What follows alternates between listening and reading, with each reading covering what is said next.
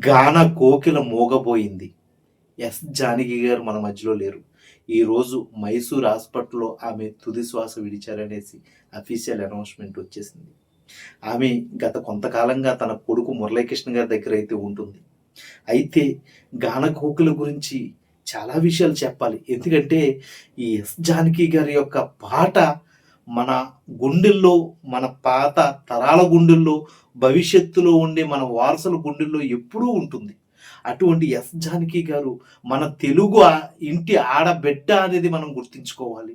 ఆమె గుంటూరుకి చెందిన రేపల్లి నియోజకవర్గంలో పల్లుపట్ల అనే గ్రామంలో పుట్టారు. ఆమె 1959లో అనుకుంటా ఈ రామ్మోహన్ రావు గారిని పెళ్లి చేసుకున్నారు.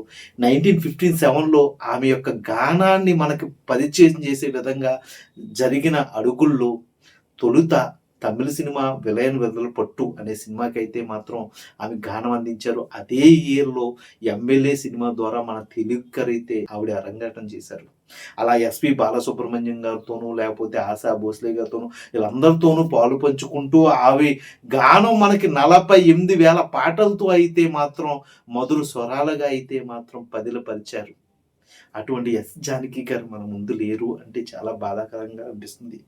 ఆమె గత కొంతకాలంగా హైదరాబాద్‌లో ఉంటున్న తరుణంలో ఆమె ఎక్కువగా ఈ మధ్య కాలంలో ఆవిడ లాస్ట్ వీడియో చూసామంటే ఈ యూట్యూబర్స్ వైజాగ్‌కి చెందిన నల్లా శరత్ గారు వాళ్ళ వైఫ్‌తో కలిపి చేస్తున్న కామెడీ వీడియోస్ చూస్తూ ఉంటాను అని వాళ్ళిద్దరిని పిలిపించుకొని ఆమె అయితే మాత్రం ఆ కంటెంట్ చూస్తూ ఆనందపడ్డ ఆ చివరి క్షణాలు మాత్రమే మనకు గుర్తున్నాయి.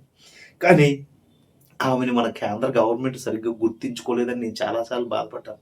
ఎందుకంటే ఒక గాన కోకిలైనా గానీ, ఒక నంది అవార్డ్ అయినా గానీ, ఆమెకి ఏదైనా సరే లేట్‌గా అందింది.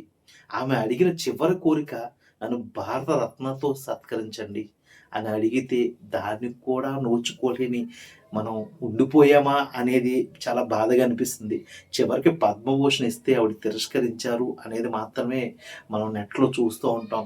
కానీ అటువంటి లెజెండరీస్ ఏమడిగినా కూడా మనం ముందుకు వెళ్ళే విధంగా సాగించాలి. ఎందుకంటే ఆవిడ ఒక లెజెండరీ కాదు. ఆమె పాట మనకొక ఇలవేలుపు. అటువంటి వ్యక్తిని ఎప్పుడూ కూడా మనం దూరం పెట్టుకోలేం.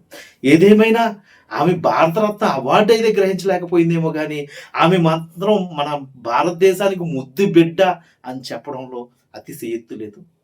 ఆమె ఆత్మకి శాంతి చేకూరాలని కోరుకుంటూ ఇట్స్ మై రిపోర్ట్ ఛానల్ తరపు నుండి, అలాగే నా తరపు నుండి ప్రగాఢ సానుభూతి తెలియజేస్తున్నాను మురళీకృష్ణ గారు.